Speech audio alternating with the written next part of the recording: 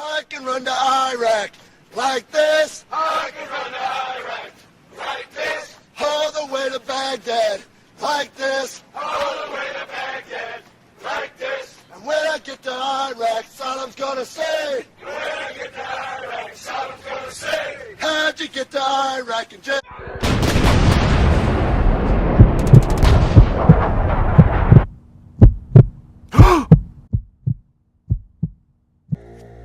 It was July 2nd, 2008. Operation Enduring Freedom was taking place.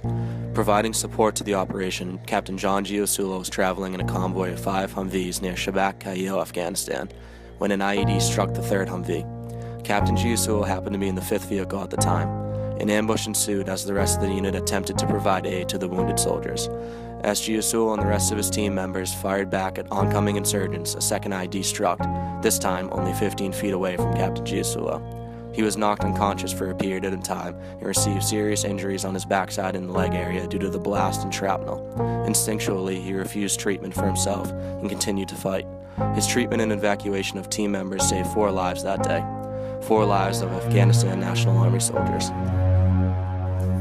He received a Silver Star for his actions that day, and I asked him further about the relationship between the American Army and the Afghanistan National Army. John Giusulo Jr. I was a Sergeant E5 in the Army, and I served for just over 7 years.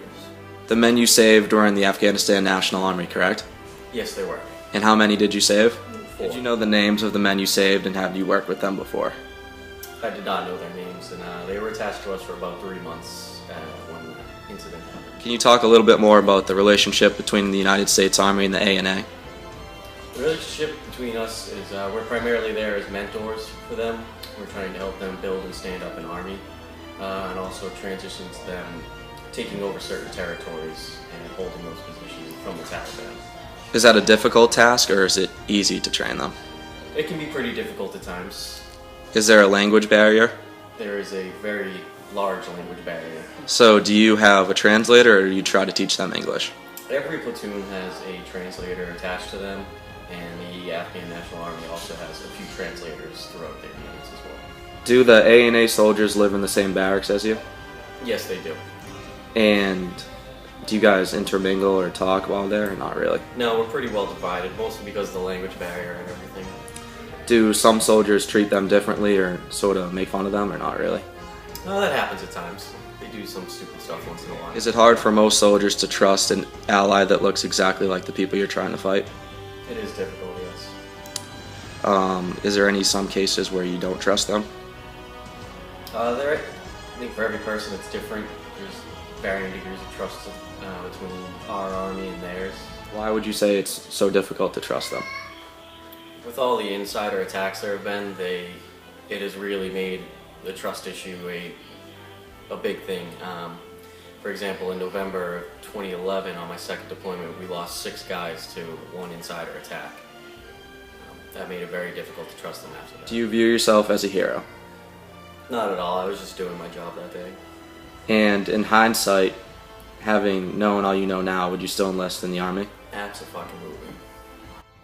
Hi, my name's Jeff Giusulo. I leave for boot camp January 19th for the United States Marine Corps. And can you talk a little bit about what the Silver Star means?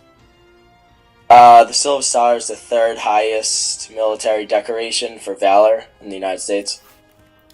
Can you talk to me a little bit about how Johnny's experience inspired you to join the United States military? Yeah, just kind of seeing what the military has done for him so far and his success after he got home kind of inspired me to go, and just all the benefits they provide you with. Could you describe Johnny in 3 words to me? Probably have to say selfless, brave, and patriotic.